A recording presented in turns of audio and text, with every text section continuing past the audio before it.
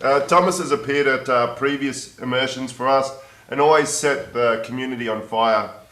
He's been working in the fitness business for over 40 years, founded the Thomas Plummer Company in 1990, which eventually became the National Fitness Business Alliance in 2003. A group of industry vendors and suppliers banded together to bring advanced business education to all fitness business owners operating anywhere in the world. And young bearded Dan is one of his students. You obviously missed a session or two about beards.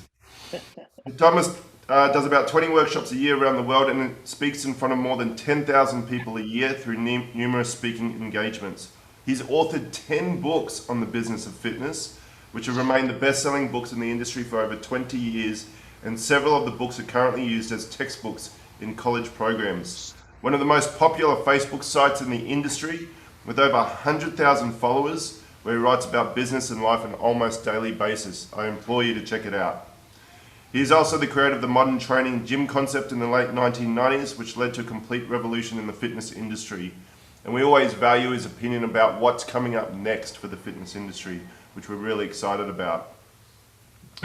He is perhaps best known for helping young fitness professionals understand and master the business side of the gym business, and his no-nonsense speaking style has kept him as one of the most popular speakers in the world of the fitness industry year after year. I give you folks your breakfast with Thomas Plummer. Give him a round of applause, please.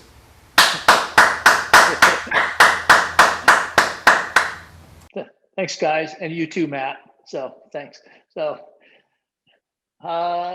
let's roll out. You guys have questions. Let's go. You and Dan, I know, Gary, we're kind of hyped up on some questions. The what's next, I think, is our theme today, and Yep. it's been a changing world. There's a lot to talk about there. Well, I'd like to kind of delineate down to two things that you think people are missing when it comes to servicing clients in the fitness industry. There's two key themes. One is no one's effectively targeting or working with the 70% of people who aren't fitness minded.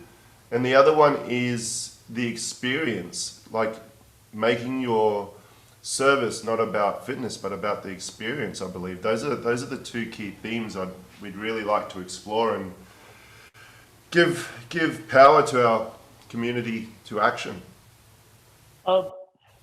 Let me start with the why on this. The slap in the head concept. It's somebody wants to make change, like somebody that smokes. They smoke. They're going to quit. They're always going to quit. And then the doctor says, that there's a black shadow in your lung picture here. This is serious. And then the guy changes. It's a reality check, a slap upside the head. The thing that we forget is that we're seeing that right now with the I'm going to change my view and see everybody here. We got the slap upside the head. Now, you guys were hit less than, say, the UK was, which was devastated. We're still not open there. Completely devastated there. I have a tremendous amount of clients there, and then UK, Ireland, all over the place there. And in the States, we've lost over 30% of our gyms. That affects you because we in the country, in like England and things that had to change, that was a slap upside the head. We were forced to change as an industry. You lose 30% of all the gyms in a country like the US, that's just not a reset, that's a devastation. So the reaction to that is what gets exported through the gym world to the rest of you. Even though you weren't hit as hard with the virus, the lessons from the virus are going to affect you for years. So that reality check of wham, you're going to change. The client has changed. The client has irrevocably changed. And how gyms respond to that change in the next decade that's where the opportunity is. I would want to start with this. I start with Dan on this. So to set this up is right now, most gym owners, and I would say 90%, are sitting, waiting. I just got off the phone with a guy this morning. I've known this guy for 20 years. I'm yelling at the guy today. It's like, he's just waiting for it to come back. And everybody is kind of that virus sensitive, that hesitation. So that's forced us to kind of evolve as owners or fail as owners. And anytime there's a devastation, anytime there's a stumble, there's opportunity. You are poised to be ahead of everybody else in the Pacific Rim, and Gary, plus or Greg, I'm sorry, going forward in this case, that you're poised to be able to attack in an environment that most of the players don't even understand what the hell happened. So there's never been a better time to kind of rule the world than there is now, but the rules of the game have changed, and I'm not sure you've yet adapted those. That's a very pertinent point. We are very lucky here in Australia in terms of what's happened to the industry, but there's still quite a lot of disruption. The big chain gyms are struggling to maintain their staff and fill their spaces. So I think the time is really ripe for independent owners to really step up. Are you seeing that within the community, like the community that's left and continuing to adapt? Are you seeing the ability for business owners like ourselves to make a stronger stance or get a stronger position? Yeah. The opportunity, the chains can't react. They're selling a product nobody wants anymore. You're the answer. All of you on the screens I'm looking at here, you're the future of fitness, because you can do something they can't do, is you can bring the product down to a personalized, individualized level. The consumer 2 years ago, I'm gonna look good in a bikini. Now the consumer these days is, I don't want to die. I work with I'm consulting with a software company out of London, and the guy is the engineer I work with there. The guy's not even 40. His dad's 75. His dad told him, he says, I want to work out, join a gym. And the guy said, Dad, you've never belonged to a gym. And the guy goes, I don't want to die. I don't want to die from this. And here's a guy that's never considered a gym, and they're there, and now the consumer's there. The biggest lesson I could change in the States, for example, we have the highest penetration besides Finland of any fitness culture in the world. We have 21% of our people here that belong to gyms. That still means there's 79% of people that never set foot in the gym. The future is looking at that person is, I want you to think about this. This is kind of the whole premise. Me and Dan and I usually book a 15-minute call, and an hour and a half later, we're still like, okay, I got to go. No, I got to go. And we still keep talking. So the 79%, if you think about this very deeply, is the people that we need most in the gym is the client that is the most terrified of us. Our future is everything we do is for the fitness guy. Most of your marketing is really, here's the wrong assumption you make, is when I run marketing of a semi-naked gym owner with a beard, and a tight t-shirt, and he's in there working out with other people that are in some type of conditioning, and then I run marketing to bring that person in, the marketing always assumes the person has made a decision to join a gym. What if 79% of the people haven't made that decision? So how do you get them to go, not to which gym I should join, I'm ready, but I don't know if I can do this. A group I'm working with in London, they have 5 gyms. We started during the shutdown last year, we started a completely separate online company that we're maintaining now as the 6th gym. The first client that we got in this new model was a 14 stone, 220 pound female from Northern Ireland who had never set foot in a gym. She paid 5,000 pounds to join a gym online that she's never set foot in, has never set foot in a gym. And so her decision wasn't, okay, I'm waiting for the right ad to see if I feel comfortable in the gym. She had never made the decision to start. So your marketing and where the potential is, I've got to get to the person that hasn't made the decision yet to begin because they feel they don't belong. Most of you, look at your pictures here. Everybody here you guys are in shape. If you go to a family reunion, you're exceptional athletes, you're exceptional, you're probably the top 3% of your age demographics in the world for the shape you're in. You go hang out at a family reunion and see your drunken Irish uncle that's 50 pounds overweight. This guy, he doesn't start fitness because he doesn't even know where to start. He doesn't know how to start. He doesn't know the first thing about fitness. So we market to him assuming that he's already in the game. He hasn't even yet decided to play. So your marketing has to be geared, to me, toward the person that hates us most, that's most terrified of us, is the future of our business. That's what the chains will never do. The chains can't do because they have to mass produce. That's what you can do in your personalized, individualized gyms, is embrace the person that fits nowhere else. But your marketing itself scares the hell out of that person.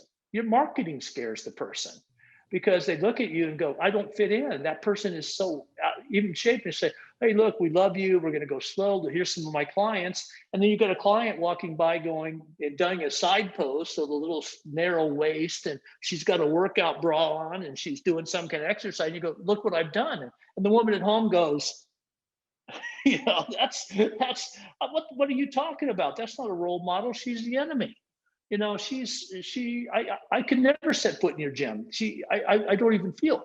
But if you think about it, we market to people that already get it. In Australia, I think the last statistic I saw is only 14% of the people in your country belong to gyms. Dan and Gary need to verify that, but I think it's still somewhere around only 14 to 15%. So if I think about that, even giving you guys the benefit of 20%, 80% of the people don't feel you're necessary. Yeah, 80% of the people were terrified of the virus. 80% of the people are fighting some kind of weight problem. I believe Australia is now the third or fourth fattest country in the world beyond, America. And you guys are, the opportunity is crazy, but we chase the wrong clients. And from everything from your marketing to how you dress your staff to the how the gym's laid out, everything works against the client we need the most. I love this conversation, TP, Yeah. because it's very refreshing. Obviously, we look at a lot of marketing, and what happens is we just get one person who bounces from gym to gym to studio. And so we're all participating in the same pool. And it's a very crowded pool at that, and hence why it's a commodity. You said we need to shift. You said we need to change. We need to change our marketing. We need to change our positioning. We need to change the way the staff act and interact. Can we explore that a little bit more? So how does the marketing look different? How does the product look different? How does the delivery look different when we now shift to the sedentary, the non-gym members, as opposed to, the 14% that currently have a gym membership? Good question. Good setup. Let me back up for a second. I was in Dublin 2 years ago. I was doing a 2-day workshop, and there was a total of 3 days. So the first day they had 5 speakers, and they were talking about training, the technical side. And so I was going to do 30 minutes at the end of this to kind of meet everybody and get them set for the next day, because it was an owner's workshop, and there's maybe 85 people in this group. So I watched this, and they got in an argument and almost face-to-face confrontation over where the knee went in the lunge. And this went on for 45 minutes out of an hour and 15-minute session. And I'm like, what a waste of time. But when you get together as thing, the first thing you have to do is change your talk on how you talk to each other. If you can't change, you always work from the front backwards, never work forward solving any problem. What is my expected outcome? My expected outcome is this client doesn't fit in my gym. I have to start there and work back and lower all the barriers to get him into the gym. One of the things is, and I noticed my last time I spoke at Filex, is you're still living in a technical world. What tools do I use? What's the difference between a mace and a steel club? Oh my God, you're still using a Bosu ball. That's antique. You guys debate the most irrelevant stuff ever. Because I'm going to tell you this, and you're going to find this just like, I can't believe the guy just said this. None of that matters. None of that matters. Most of you are such master coaches that you could train somebody with one medicine ball and a milk jug full of water and get results. So you guys end up wasting your time debating tools instead of theory, meaning who is this client? What does this client want from us? Where do they live? What do they eat? What scares the hell out of them? So we spend days debating technique. We spend days instead of thinking about the marketing we need for these people, the mindset, the stuff. The deconditioned client, as much as you think you understand them, you absolutely can't identify with them most of the time because you can't have a conversation, because every time they talk to you, you do not listen. You give them a solution, and the solution is always to show up and work out 3 days a week. And that's they're not there. Most of them aren't even there. Most of them would benefit from you guiding them through a basic walking program before they ever got to the gym. Because we go from zero, sitting on the couch, I'm too overweight, to come out of the gym tomorrow, I've got 30 people, I'm going to put you in a group. Oh, you'll fit in. They're all like you. They're not like her. So the preset is you have to change your mindset on what you're trying to accomplish with your gym. The fit people will find you. You have to change everything you do to match the client that is not your gym and thinks you're worthless, because they don't believe in us. Because that's, if they did, we'd have 90% of people in the gym and 10% that refuse to come in, instead of virtually the other way around the rim. We're in essence, all that babble means is we're chasing the wrong clients. We're chasing the wrong clients. And so back to Dan's question, let's look at all the different possibilities and solutions. So marketing is a perfect example, but if I market, I'm assuming what? That I already have a solution. Most of you don't have a gentle starter thing, not like the CrossFit where I throw you in and beat you up with a barbell for beginners programs, but something like a gentle 6-week guided course that actually goes slow, that you don't even have. So if I market to them, I have to have a vehicle to induct them into the system without scaring the hell out of them. So most of your start periods are just too abrupt. Most of your marketing is too abrupt because there's no go slow period. There is no or fast. So the marketing, I believe the best thing that you can run is testimonial marketing, especially in the virus. We were taught marketing in the last year is, especially in the States and the UK, is online shopping. Online. My sister was laughing. She went like 30 consecutive days with boxes being delivered by Amazon to her porch. She never left the house. She worked out of her house. I said, you've gone too far. You're having wine delivered to your house.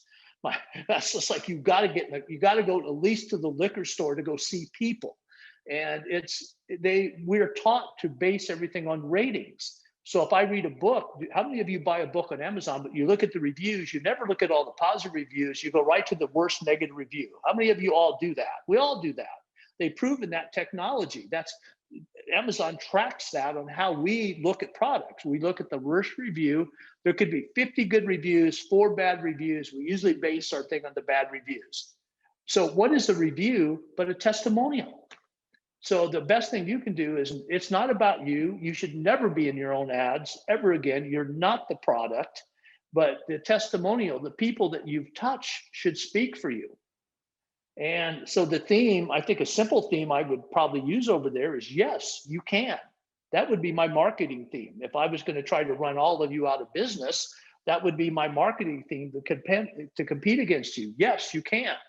So I'd have somebody that's not perfect, that actually has clothes on as a consumer, and says, I never considered a gym. I was terrified. And my doctor said I may never even see my kids graduate from high school unless I change my lifestyle. I went to Greg's gym because I finally I realized that maybe I could do this, that maybe there was a way for me. I made up my mind to do it, and Greg was the answer. And that's the type of marketing, testimonial based, wrapped to a 6-week trial. But when we do this, the testimonial, we make a mistake of taking them to a website. You never take them directly to your website. You should take them to a landing page, which is a soft baby website that lives between the marketing and the website, because that's a support system for that deconditioned person. There should be tips on how to walk, testimonials from other people that are terrified of fitness, There should be gentle ways to start to eat. Uh, a funny example, you guys all remember the book that talked about the plate size? We've learned that woman sitting at home eating cold cereal with milk, I guarantee the bowl is this damn big. It's this big. Nobody's ever taught her that. But if so, for example, Jen did a funny video. It's like portion size. Here's how normally you eat. And you see the big one. It said, but this is where you should start. And we had a video that should live on that that something like that, because it's a beginner site. We speak beginner should be your theme. But we get them too late in the game. You're waiting for somebody to say, I'm ready for fitness. I want to get to them when they don't even know they need fitness, because I've got to give them the reasons to think about fitness and come see me. So marketing, Dan, to me, it's got to be targeted, because the fitness people will find you. Stop advertising to fit people and put a shirt on. That's really cool to think in terms of, hey, you guys are really in shape and you paid for this, but put a shirt on in your, it's not about you. It's if I see one more ad from Australia of somebody standing doing a heavy lift or flipping a kettlebell or doing some god awful gigantic Turkish getup, I will fly over there, have beers with Dan, and then we're going to get drunk and burn your gym down. Just going to burn the damn thing down, because you guys are just, you really think you're a motivator? If you've got that problem, just go be a stripper. If you need that attention, just take your clothes off and make some dollar bills on the weekend. But my God, just don't do it to your clients. Yeah, I hate to even bring this up, but I'm looking at Alessandro's shot here on the screen. Has anybody scrolled this? Alexandra, I love you, but you just set me up as perfectly as you can. I got a shirtless, very handsome male, all ripped out. If you ran that to a potential client, I guarantee this, that they would hate you. Dude, there you are. Look, he's got a shirt on. Good job. And it's a big boy shirt. He's got a collar on and everything. That's really cool. But if he runs that picture, which you should be proud like that, you should. You've worked your whole life to be in that type of shape. But be a stripper, dude. Just go have women throw dollars at you and let's get on with this.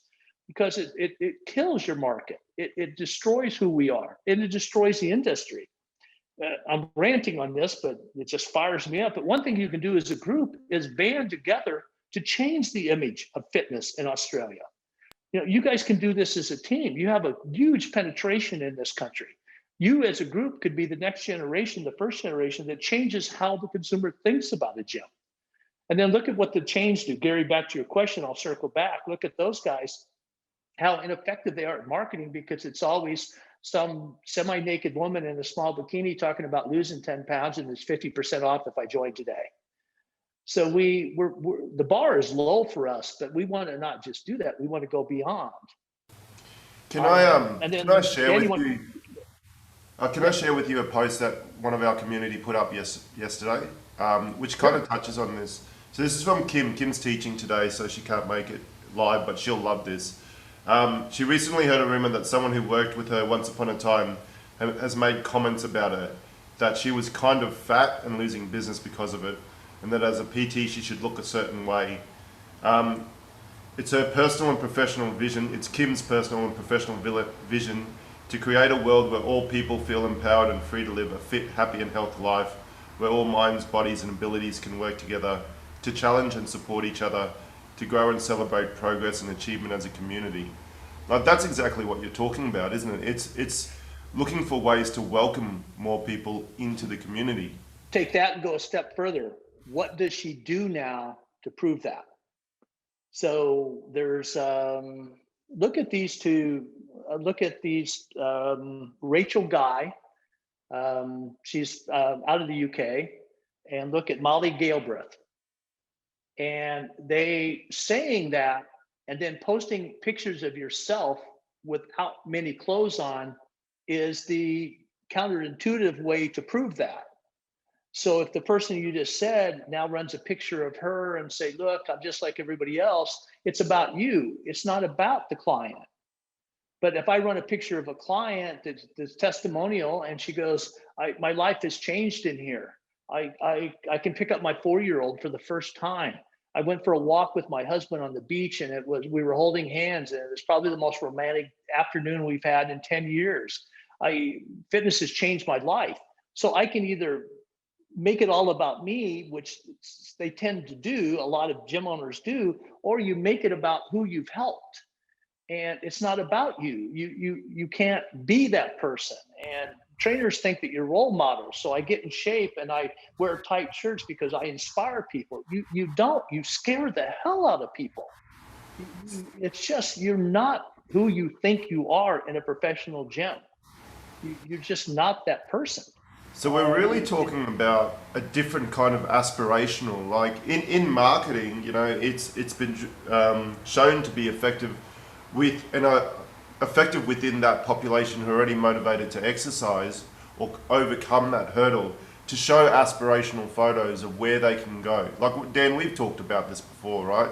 Aspirational in terms of, you know, the body you can achieve or the community you're joining, but if the body you achieved is so alien to that person and the community that you show doesn't seem to include those people in that 70%, then it's more terrifying than aspirational, is what you're saying. It's a total block because our aspirations are different than theirs. Yeah. If you think about it, and this is, if a guy has the big traditional beer belly and he hasn't been in a gym for a while, maybe a former athlete 30 years ago in school, that guy's aspirations is not to be the guy in the Bowflex commercial that's shredded. It would be nice to look down and see your own penis. That would be a big thing to, tell what sex you are without a mirror. It's weird, but we keep taking them to this shirtless, bikini driven guys without shirts mentality because it justifies what we do. You have, as a group, need to question this. And the old joke is, for somebody, a female that's very overweight, it gets to be an embarrassment. You can't even park on one chair. You have trouble sitting on a bench with somebody. The guy his belly is so big that his legs are spread. He becomes like a nuisance to his own family. He can't even keep up on a walk. We target, again, the people that, so we run this, it justifies who we want to be. It's not the role model necessarily for that person. Dan and I were talking about Peloton, and that Peloton is a perfect example that they sold sense of community. There's other companies now doing this. There's one over here that's running ads right now. I won't mention the company, but it is pure soft porn. The woman actually goes through stages on the bike where the last thing is, it's almost like she orgasms on the bike. It's a pure sex thing. It's one of the weirdest commercials, but they got her face and she gets more excited. And finally they cut away at the end. She's sitting there and it's just like, this is the weirdest male driven, I'm not defending this. I think it's horrible. I think it's a terrible ad and very, very abusive to women in this ad.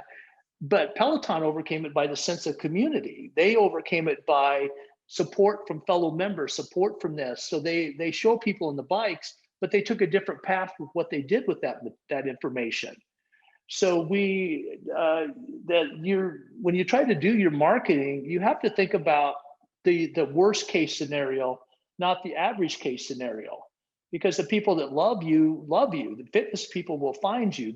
And we could run a separate track for them. There's no reason you can't run two completely separate marketing tracks, one designed for that non-starter that goes to their own soft page and comes to the gym. And you can go for the more traditional marketing where we're doing that. But your future is not the 15% or 20% of wherever the number is bought at the gym. Your future is developing customers that have never been into us before, because that's an unlimited gold mine. We just need to go pick the stones up. It's just they're everywhere, but we don't talk to them. We don't communicate with them. We don't understand them. Our gyms are not even designed for them. It's a horrible experience. In that, how many of you have in your toilet facilities are one room, maybe. You've got one or two toilets. I come in, I really have no changing areas. So a person comes dressed, but if they use that toilet, I've got one little tiny toilet and we share it with, 20 members. Everybody got that? Yeah. Putting out, you're that deconditioned female that doesn't feel good about her body, or basically somebody that's a little bit nervous anyway. You're really telling me that's the solution? And that's it. We owned women's only gyms for 35 years. We had a chain of them in New England. My daughter still owns a training gym, 5,000 square feet, 500 meters, got a couple of hundred women in this gym in there. But we still have changing areas that people that don't feel good can change. The bathrooms have to be updated where you're not claustrophobic, and it's not, you don't feel like there's one woman, or 50 women sharing a toilet. Everything we do is from a male driven viewpoint in the fitness business, and it's not, it takes a harder line, but it delineates the type of client we want. It separates them. It keeps them away from our gym at this point. TP, this has been enlightening. I hope people are enjoying it thus far. A couple of questions. Is anyone doing this well? Is there a good example you can see of a boutique gym or a training gym or even a product that is doing this particularly well, that we could model some of the concepts from? There's a trend here that I hope you guys discuss, and it's not going to happen today for this group. But most of you are young enough that you're on your first gym or starter gym. And so as you get farther than this, as you go down further down the line, you're going to want to open a second facility or move on. Many of you, like, you're on your starter spouse, like Daniel, that he's going to get traded in at some point. She's going to upgrade, get a better model, and move on. I can see it from the look on his face. He knows this is happening. So you get your first gym going. You have to understand that this is going to lead to something. So the next generation gym is going to be somewhere, for you, should be around somewhere around 600 to 750 meters, 6,000, 7,500 square feet. And it's got to be a more full service solution for the client. So that gym model is already emerging around the world. That gym model is already out there. So some of the guys that do it well would be Advantage Personal Training. You look that one up in Mystic, Connecticut. He has a gym that's about 900 meters. He started at 700 meters, opened up, expanded a couple hundred more meters, so 9,000 feet.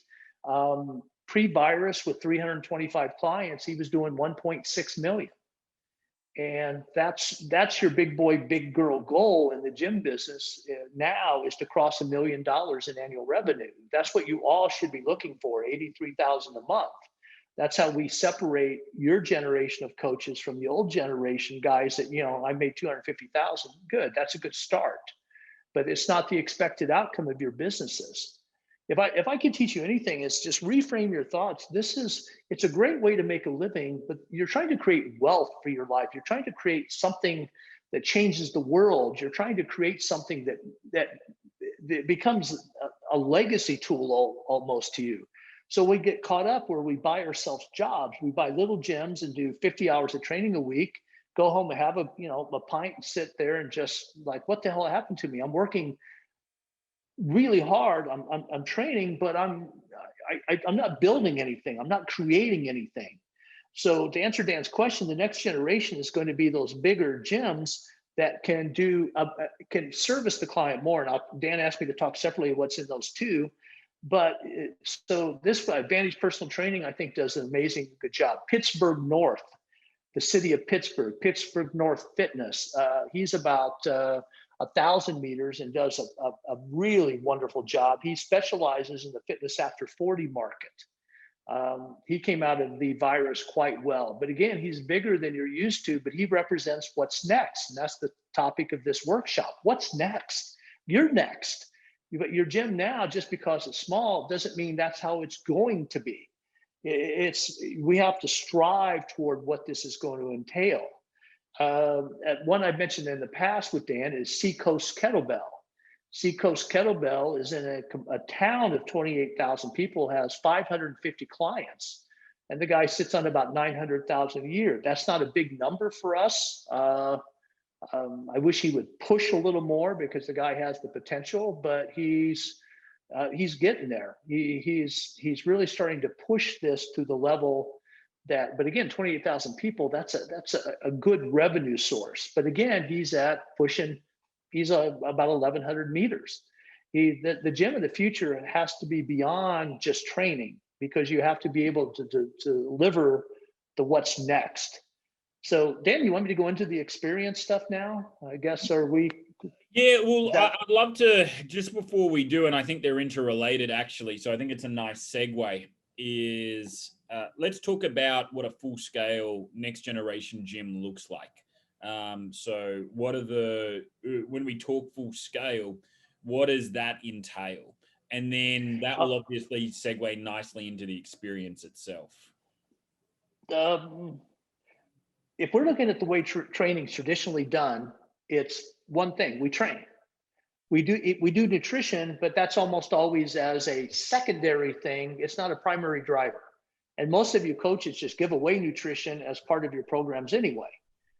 So if we look at that, that's the traditional model, is very one-dimensional. We train, that's what we do. If you turn your chair over and there's 4 legs on that chair, that's what I want you to think about, is building a wider base of 4 pillars. So we have training, then we have nutrition beyond weight loss. How do I survive the next virus that's coming? And we're all naive if we believe there's not going to be a round 2 of this. You have to be prepared mentally, because I think there's going to be a second wave of this coming through as early as this fall. As soon as we move back into the winter months here, you guys move into your winter months, I think you're going to see a second wave of this. So we have to start understanding nutrition is not just weight loss. Nutrition is survival. How do I survive what's next? Then we have to have stress reduction. Over here, over 50% of our people work out of their homes now. Most will not return. Places like Manhattan, downtown Chicago, or bigger cities, there's immense amount of space. Even the big tech companies are cutting their space in half because they're not letting the clients, their employees, come back. So stress reduction would be the third pillar. I've got training, nutrition beyond weight loss, stress reduction, meditation, stress management, all that type of stuff, stress recovery. And then the fourth one is restoration of natural movement. If you sit all day, which you guys don't do, so we get into, one of the things I wish you guys would do as a group is invent your own flow patterns instead of animal flow or some of these that I think are so complicated. There's nobody under 30 years old in the whole world that could do animal flow. No one. Stick mobility is a tool where if I gave you guys a couple of pints and sets of these sticks, how good would that be for you to take those? Well, stick mobility, people over 40, mobility, restoration of natural movement. So if I'm building a gym of the future, I can't build it on training, because when I met Dan, how many years ago was that, Dan, now? It'd be coming up to about, probably getting close to maybe 8 years. 8 years ago. Yeah. So when Dan was out trying to change the world, and he and Tarek were going around the world doing these workshops, he was right at the time, but that's a secondary thing now, because at this point, I'm assuming all of you are master coaches. That's not, when Dan started going on way before I met him, back in the day, the skill set, nobody had the skill set. Nobody, just as recently as 15 years ago, people could even swing kettlebells. Kettlebells were such a new thing that we could do classes, weekend workshops, certifications on them. Now they're common. All the trainers have risen to a certain level of expertise that being a good trainer is no longer an advantage, because the consumer assumes all of you are. But again, just 10 years ago, if you were an outstanding trainer, you were really somebody because you had an edge, because trainers were so bad. But now even the worst trainers are still okay. So that's no longer an edge. So I can't depend on training as that's what makes me different. And if any of you ever say, you have to look in the mirror and go, I can't believe I just said that, is, oh, nobody can write a program as good as I can. The day you say that is the day you really should be an employee, because you just proved that you're not smart enough to own your own gym. Because everybody can write a program as good as you are. Everybody can, almost, but enough can. But when you say that, you really are losing the essence of what a gym should be. So back to my 4 pillars, training is still a pillar, but restoration of natural movement, advanced nutrition beyond weight loss, and stress reduction. So if I'm going to go with that mindset, now I've got to build a gym around that mindset. So another mistake you make is you work on a client, and I say, hey, Justin, really cool, dude. Thank you for the help today. And he says, Tom, here's what you've got. You've got a really jacked up T-spine and your hips are horrible. I sit all day, Justin, help me. And Justin writes me a really cool program and says, okay, Tom, I want you this. This is some stretches. It's a flow pattern that we do through our group, some stick mobility. I want you to do this 3 days a week. Where am I going to do that in your gym? I can't. I have to do it at home. So one of the things you're going to have to do is create space where the clients can come in an open gym, and they can come in on their off days where they can be part of the gym, do cardio. If I'm a triathlete, I can do that. You need space. You need to operate as a gym that has about 15% of your total space dedicated to open workout. I can't send this guy home. I don't want him in his living room on a treadmill. I don't want this guy doing this. I want him in your gyms.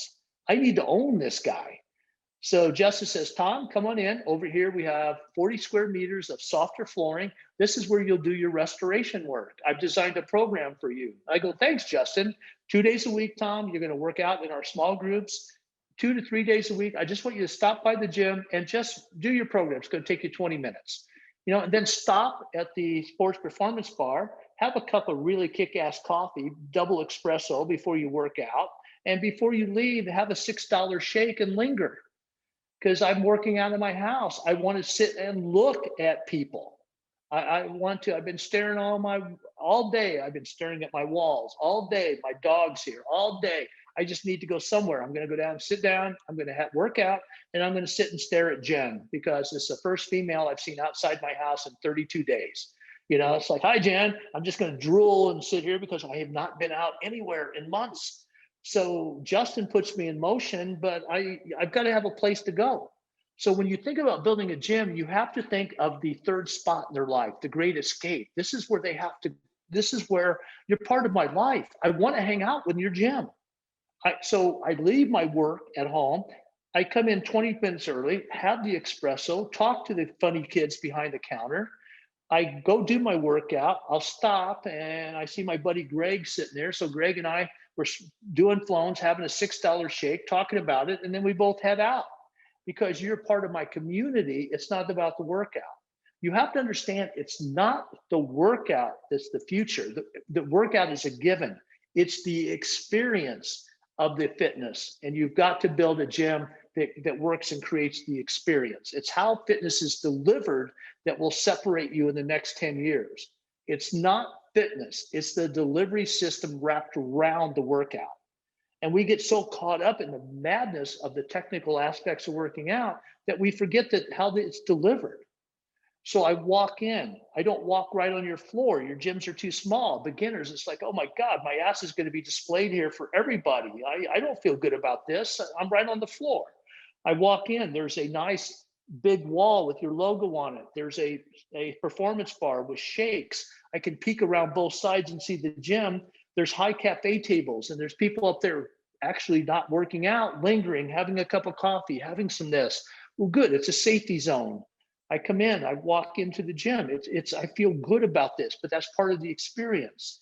So you guys, instead of wearing traditional black t-shirts to train, we get brightly colored shirts, red shirts, bright blues. Gary's got a pretty cool purple on today.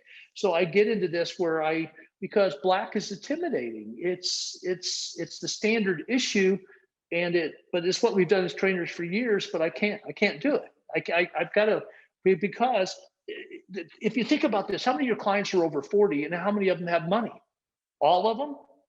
Respect the money, dress for the money, dress for the experience.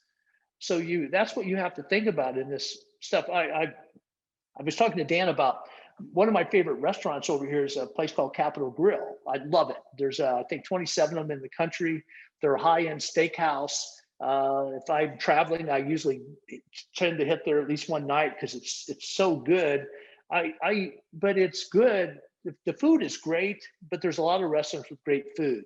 But I walk in here, the experience is so good. The staff is always exceptionally trained. So they're always going to find you as fast as they can. They find you a place. If you linger at the bar and have to wait, there's somebody checking on you. The bartenders are always, hey, look, if you want to hear at the bar, look right here, have a seat. I'll clear it up in 2 minutes. And I was sitting there and I had a group of people. I was in 17 different ones of those in 2019.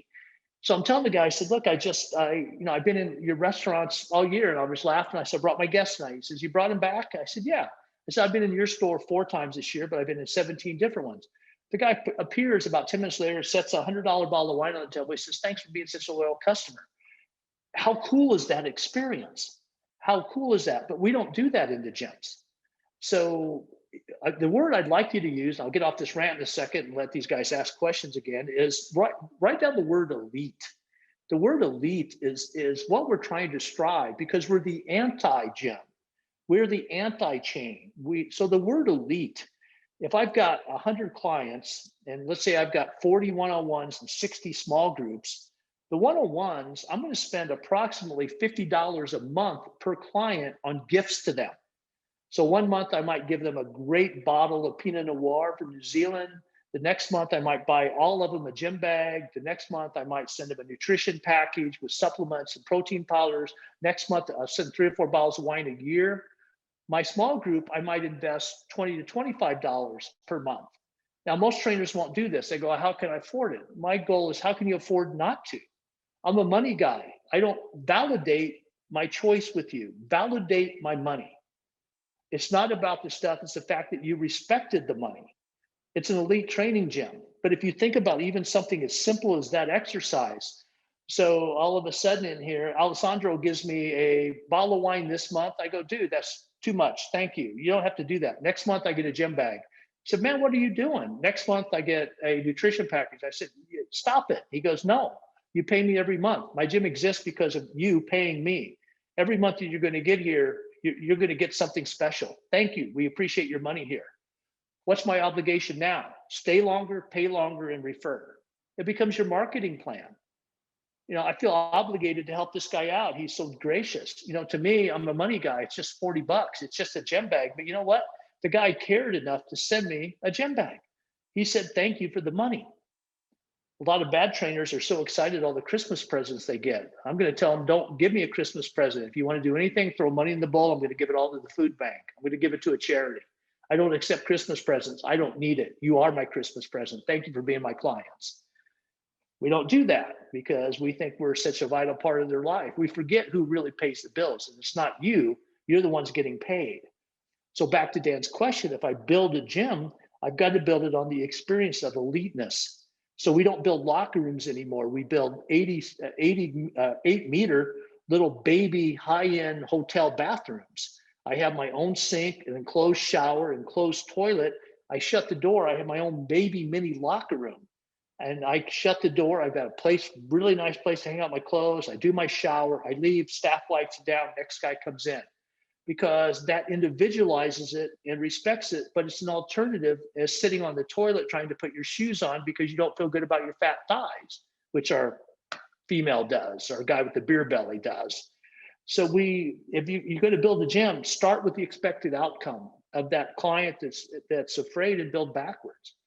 But the gym of the future, the experience of the gym of the future, I could go on about the experience and all things we need to do for another hour, but it's just, you guys are what's next. You have to understand that what you own is not what you will own in the next couple of years. Most of you will grow into bigger facilities, and that bigger facility needs to be 5 times bigger than the ones you probably have now. But that's the future. And the future is the experience wrapped around training, not the technical aspects of training. You guys are beyond that. It's good to do a couple workshops a year to brush up on technique, but most of your workshops should be on marketing, should be on social media application, should be on nutrition, be on weight loss, should be on meditation, stress management, flows, restoration of movement. That's what I would like to see your group focus on next year, because those are tools that separate us from all the other trainers in the market.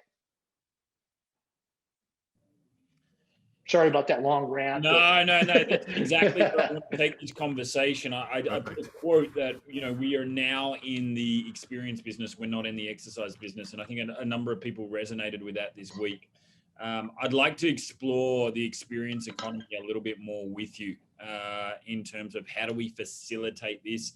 I think it's a huge paradigm shift because, as you've said for a long time, everyone has argued over what tools they have, what modalities they have.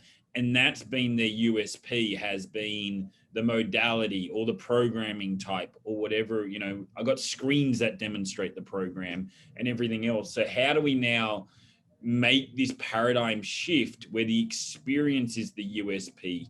And that is now the positioning statement.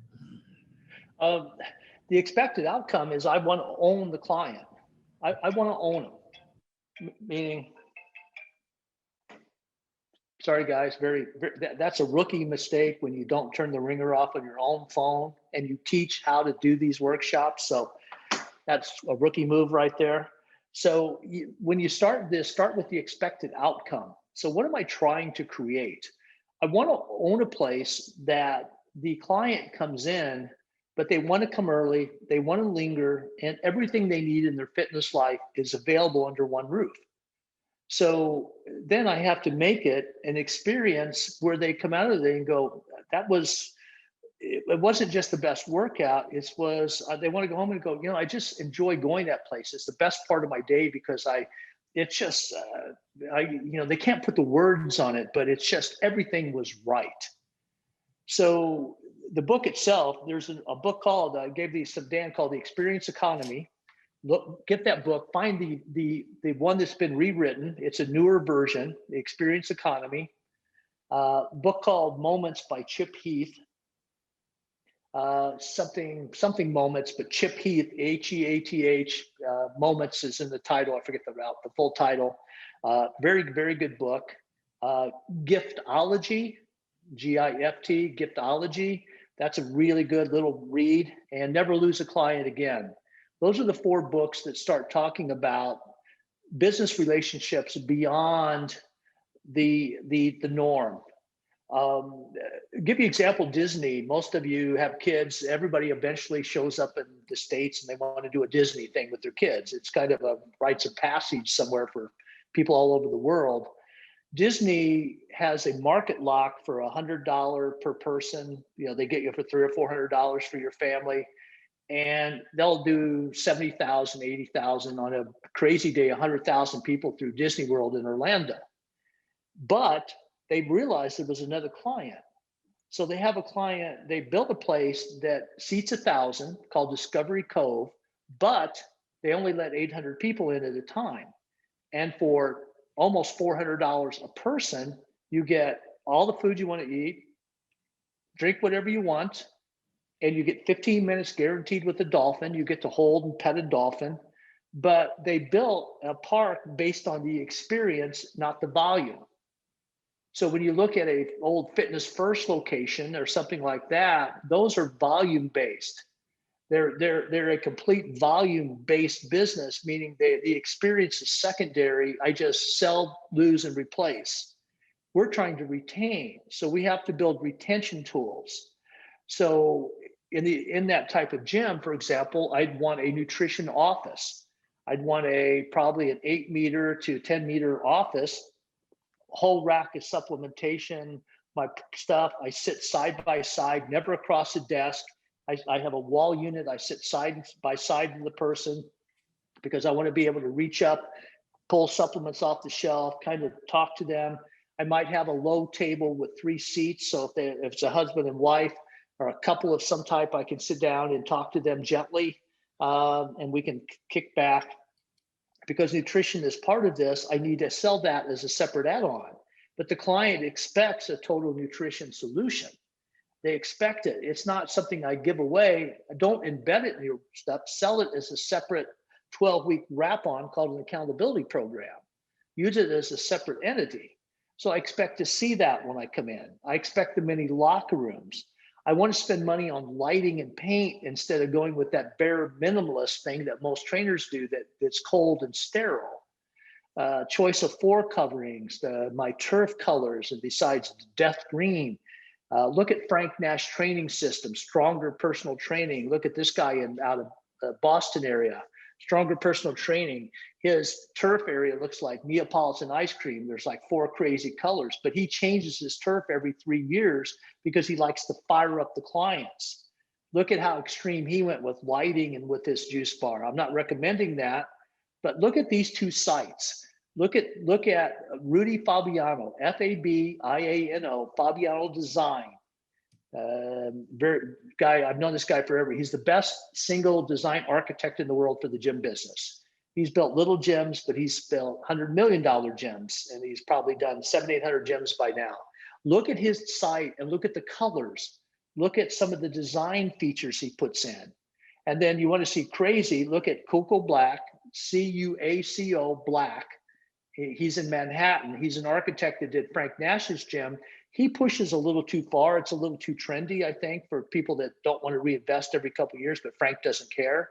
But look at some of his stuff, because the design, how it feels, the lights, the color is part of it.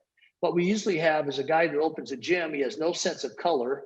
If I lined up all you trainer guys right now, just the guys, and lined you up, I guarantee 90% of you have a gray or black t-shirt and blue jeans on and sneakers that are wore out, because guys, that's how guys dress. So when they design a gym, it's going to be blue and it's going to be maybe gray. And oh my God, there's a green, because I saw green at the mall on some store and it was really cool.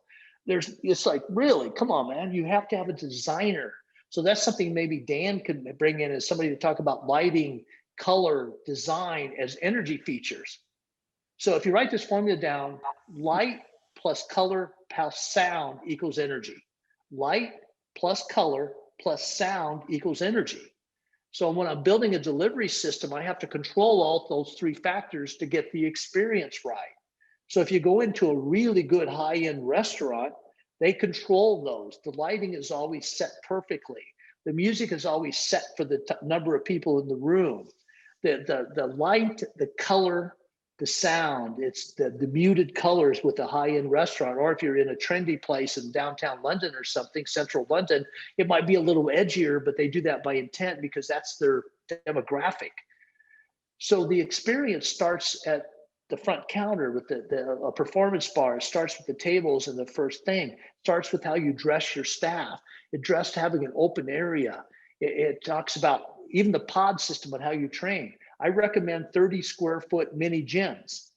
I don't want to share equipment. I don't want my clients to share equipment. So I'm going to put in a 7,000 square foot, 700 meter gym. I might have 5 30-meter pods. So Dan's got some pictures. I think I've sent him before. He can send some of those along. But a pod is 300 square feet, 30 meters. I can service 4 people with a coach, keep them distance, which that's going to be still important the next couple of years. But more importantly, if the one-on-one guy comes in, he has his own gym. The 4 people have their own coach and their own gym. They don't have to share equipment. So each of the little pods stands alone. So the pod system is a big part of what's next, because I need to create the experience where the people feel elite. I don't want to have to drag my clients all over the gym waiting for a guy to get off a bench to share equipment. That's low end. There's nothing classy about that. So I have to build the experience into every single thing. How you dress as a professional. You need to be the best dressed person in your gym. You're a professional coach. Professional coach. So how you dress sets the standard for everything else, but it respects the money guy. You know, you can't dress in baggy shorts in a worn out t-shirt and beat up sneakers and look at a guy that's paying you $400 a month and go, yeah, I'm ready to take care of you tonight, sir. We're going to get a great workout. It's like, really, dude? You couldn't even put on a shirt? Come on, man. I mean, really? So you kind of have to look at what you're trying to accomplish with that as well. So the experience, we could go on and on, Dan, but it starts with, I've got to start with the workout and then wrap everything around that workout.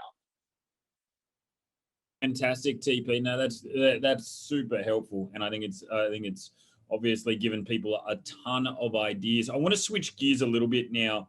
You and I were talking during the week, and I said the statistics coming out about home-based exercise right now are, I use the word frightening. You know, I said, look at Peloton, look at Mirror, look at consumer preferences. Over 60% of people are now preferring home-based workout. And I perceive this as a little bit of a threat, but you had a different spin. You actually see it as an enormous opportunity. So I'd love you to share your insights and thoughts on that, TP. First of all, don't let the numbers scare you, because the numbers are a little misleading. The people they're talking to, they're not randomly talking to 100 people. They're talking to people that bought Pelotons, and they ask you how you prefer your home. How do you like your home workout? Well, I'm never going back to the gym. Well, one, we don't know that, but two, I think it's a little, I think the surveys are not exactly as fair-minded as they should be. So let's start with the basic premise is, one, what they have is a solution to a problem that doesn't exist anymore. So they're selling the fact that, okay, you can't go out in the real world, you're going to get a better workout at home. But the thing is, there's no sense of experience. There's no community. There's no stuff. I weirdly, in this country, I have not been inside a restaurant in 13 months.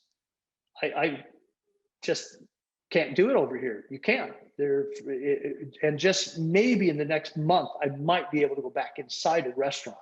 You know how badly I like to go sit at a bar and have a cold beer and just sit there and talk to my wife and go, hey, you know, we used to do this. So this is, yeah, remember how this works? So when I'm doing because I have to, and I do my Peloton at home, I'm missing the community, and I'm missing I think they're going to be a great feeder for gyms, because that client, what they're missing is what the enhanced experience should be, which is community driven. You guys are workout driven versus community driven. My daughter's training gym, one of her most popular activities is on Friday nights, usually 2 or 3 times a month, we're usually closed, they run special themes. So her biggest one last year was boxing, bikes, and beer. They came in and rode bikes for 20 minutes, boxed for 20 minutes. They all sat around and drank beer for 40 minutes because there's a social aspect. So the woman on Friday night says, I'm going to the gym. They're going to get a good workout, but they have a little social night out with other women as a sense of community. So you guys don't build those things in there. That's got to be a planned thing to build a sense of community. So what Peloton's opening up is fitness to some people that may not have experienced it, but it's sooner or later, we get caught up in the advertising. We see that person, they're ripped. That guy sitting on his bike who's got a bedroom that big for most people at home, but the guy's on his bike with no shirt on. The woman's in a little tiny workout bra. So, and they're pedaling in there and sweating all over the place. And, you know, you've got all that craziness go, and it's like, yeah, they get off the bike.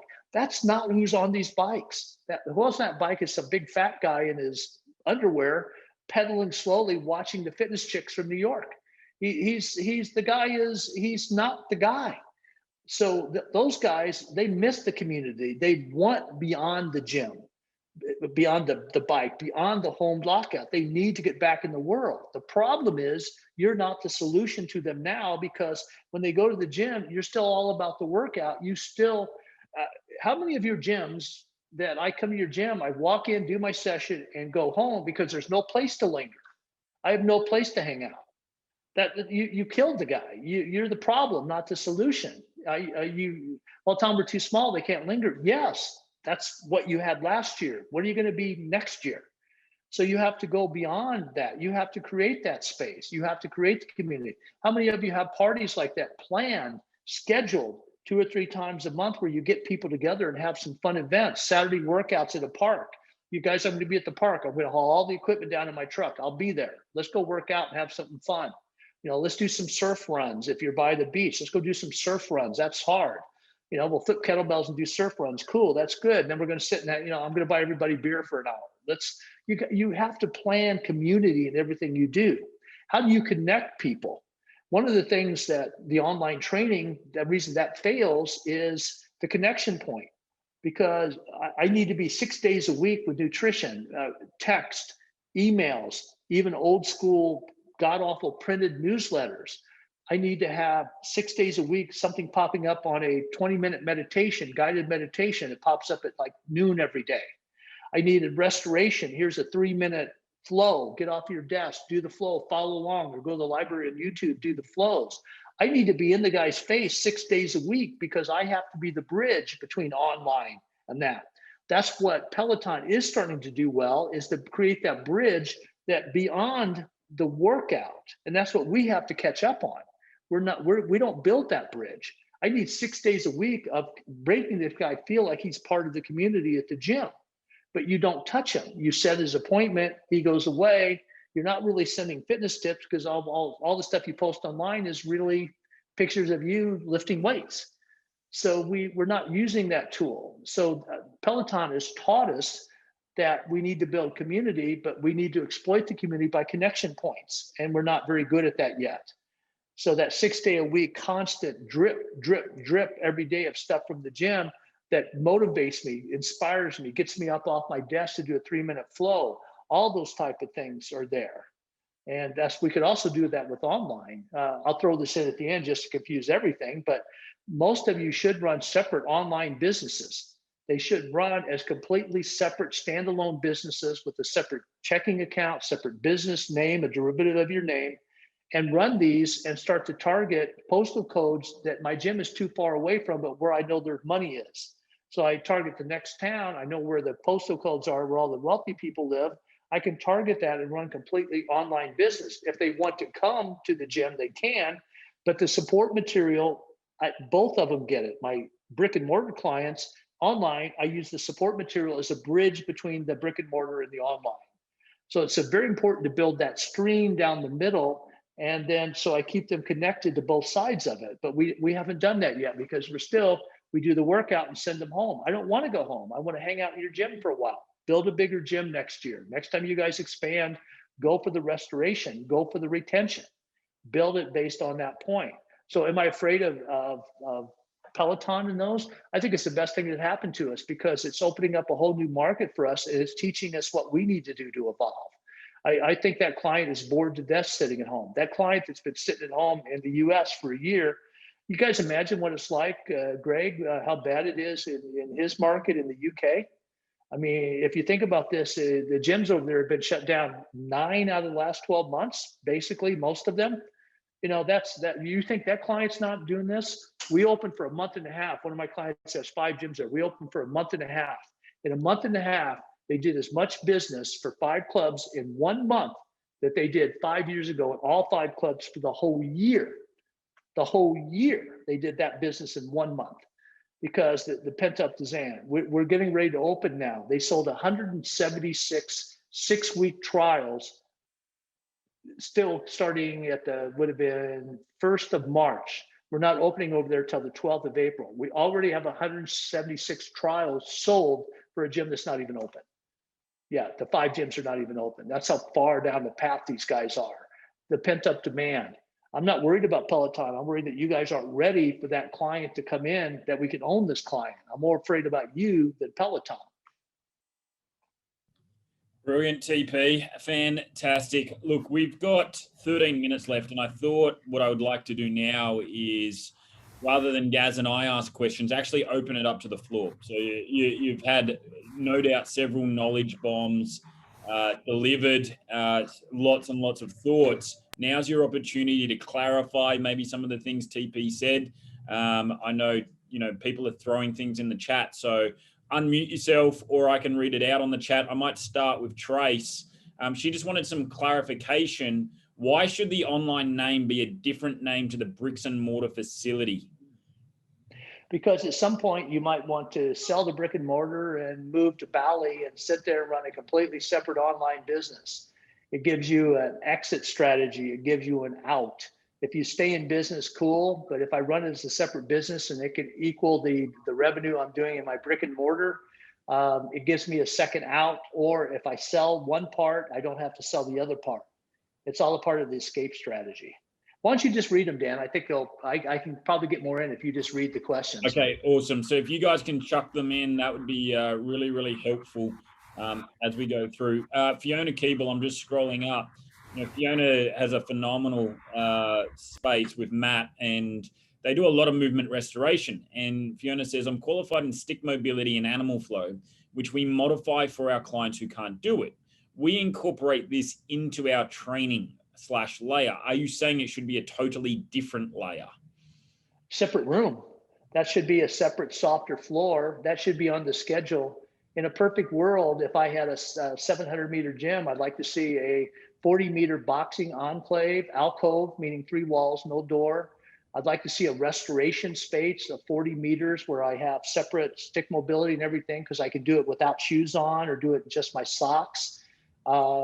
Yeah, you've got something important, but you're not getting credit for it, Fiona. You have to. You're just embedding it. You're giving everything away instead of looking at it as a separate thing that people will, on the off day. I love you, Fiona. I just don't feel like flipping a kettlebell today. So Tom, why don't you just come in and do flow? And I'm like, cool. But you have to modify animal flow. Why don't you guys as a group just to get together and create your own flow pattern that's unique to your group? Create your own flows. Take the stick mobility. They're horrible. They're great tools. Their instruction is not good.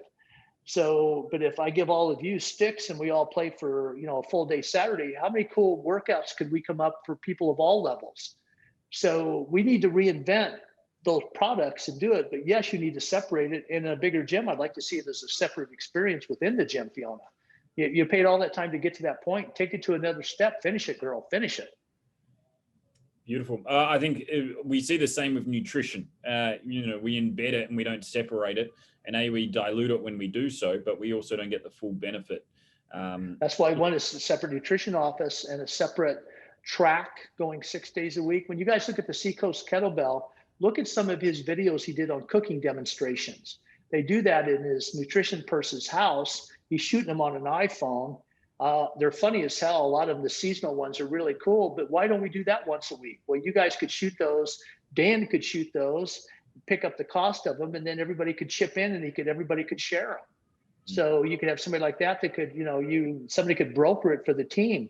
But one of those would fit everywhere because you could do a holiday one, have some fun with them. There's things that we just are so obvious that we don't think of because we're so wrapped into like, where does this knee go in this lunge? And it's just so 10 years ago. We're getting lots of questions, TP. So let's fire away. Leanne says, how would you scale this for a small studio rather than a big gym?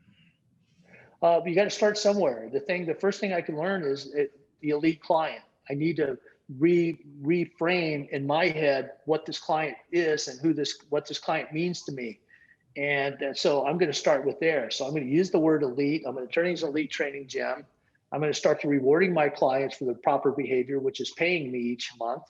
And I would start with the things that enhance them during off times, where I might throw in a flow, I might throw in a restoration, and maybe put those on 4 to 6 times a week and have my regular clients use those as something to do besides training.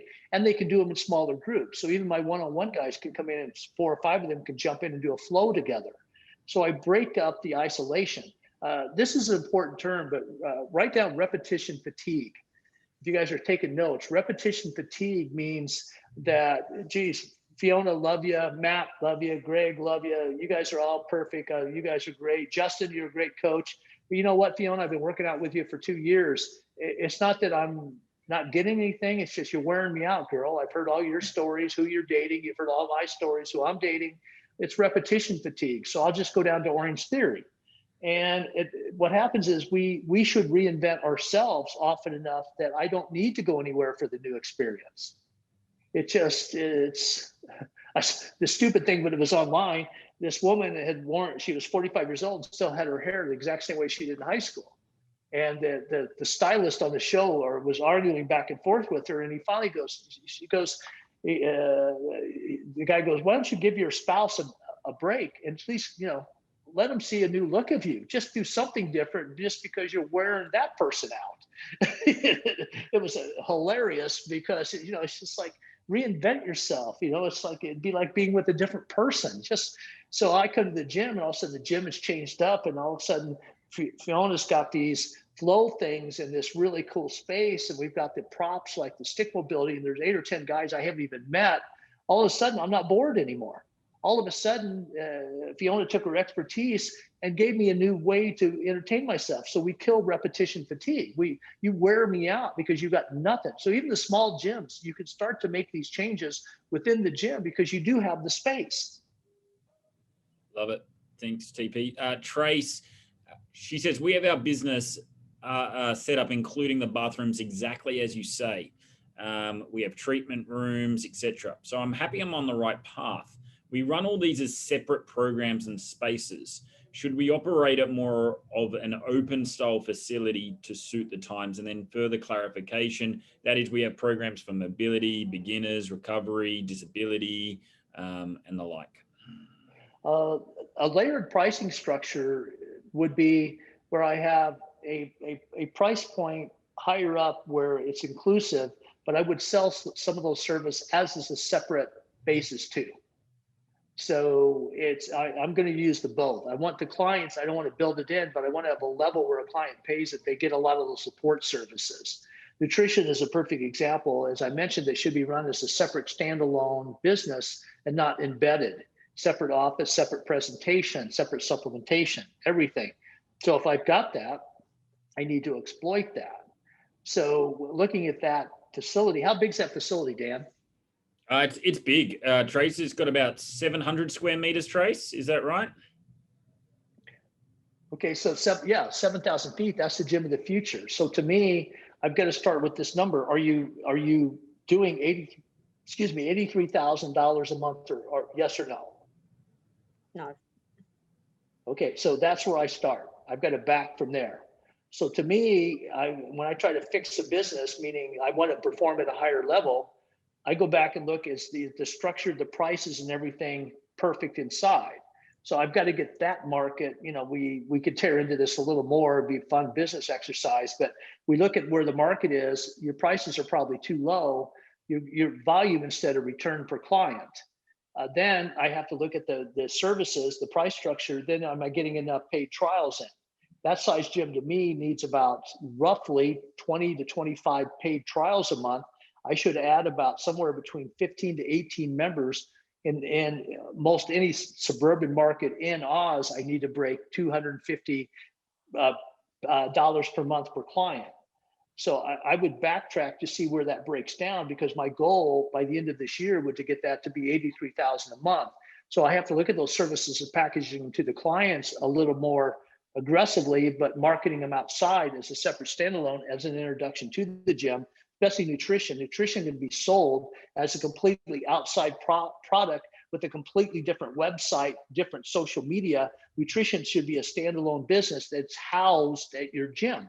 That brings people in to take the nutrition program. And by the way, our nutrition program includes 90 days at the gym. So you can sell it outside. So you have all the right tools, but we have to have an expected outcome, which is $1 million. I need to backtrack and figure out where we're breaking down there. Beautiful, TP. That could be a fun case study, Trace. We'll have to bring TP back and we could break that down. That would be a lot of fun. Yeah, that would be a fun half an hour. And then Trace could send me all her numbers, send diagram sketches, and we could do as a role play and just say, look, here's what I see, and then go through from there. Yeah, maybe we can do that in the future. Tracy, if you want to submit to that meeting, that would be kind of fun. But let's figure out if we, let's figure out where the weaknesses. Yeah, where are the weaknesses, where are the strengths? Is the most growth. Dan, a couple more. We got time. Let's do a couple more. Awesome. We've got Greg. So Greg's just in the process. He's getting ready for opening a brand new facility. So existing business, but new facility, and designing the space. And he says, if hangout area is paramount, would you give up workout floor space to create an extra area where members can hang out and linger? Okay, Greg, where are you opening and how big are you thinking? How far, what stage are we at with this? It's 5,000, no, it's about 4,000 square foot, and we open in 3 weeks, 12th of April. And where is this? It's in Somerset, so it's near Bristol, Okay. but it's quite rural. Yeah, you're that one needs to be a little more. When you're in a more rural market, you need to be. The weird thing about Australia is once you're either on the coast, you're either coast. In the middle, nobody talks about it. It's just like there's it's just you're two coast. Where in the UK, where Greg's opening, there's the smaller village concept, the smaller city concept. Those are great markets, but you have to be a little more to everybody. So he would build a gym for the top 40% of the people in that market by affluence.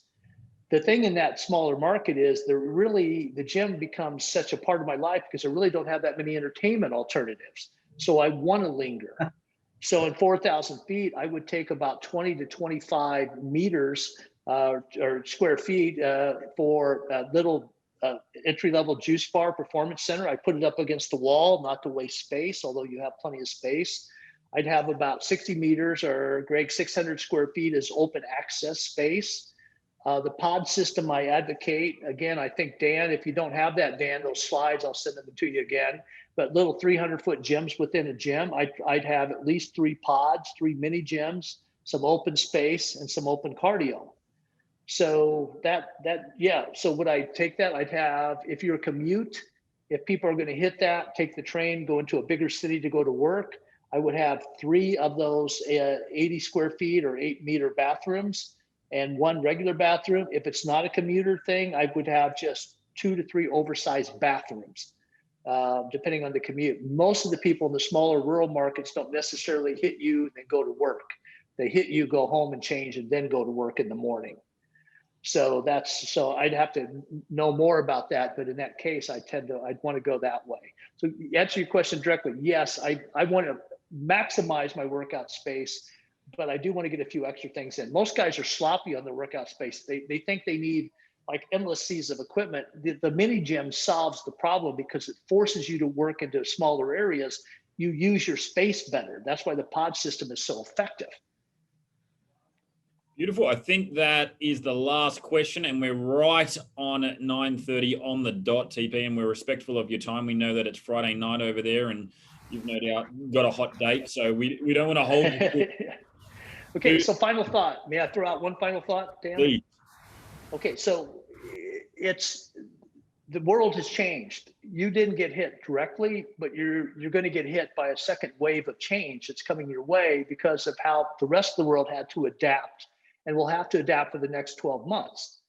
So you're at the vanguard of change. You're the first generation owners in the Pacific Rim area that could actually change the fitness world for the next 10 years.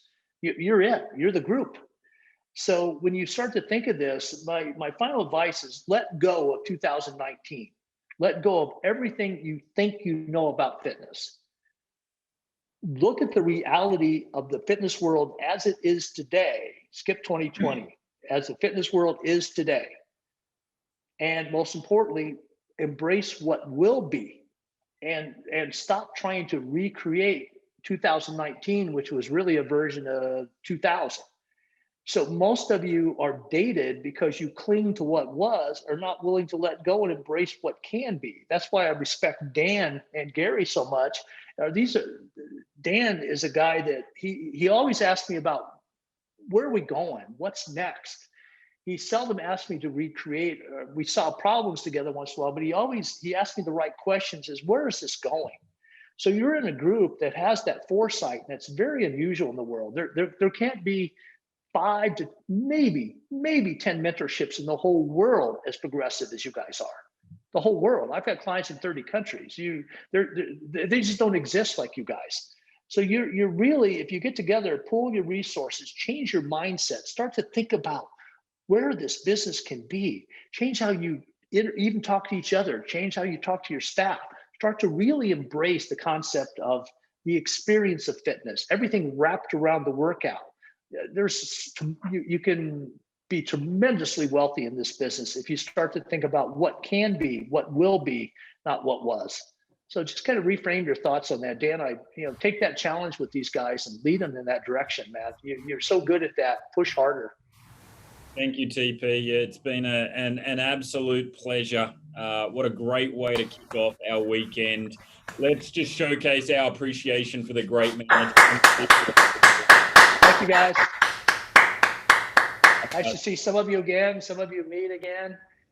Some of you crazy guys, we're going to have some cocktails the next time over there and shave a few beards, but I'm looking forward to that too. Matt, you're back on my radar. I'll make sure it's smooth next time. Yeah, and I'm looking forward to the pints down at the wharf again. So sounds good. Sounds good. Everybody else, thank you guys. Thank you so much. I'll see you soon. Thank you. Thank you, Tom. Take care, everybody. Thank you so much.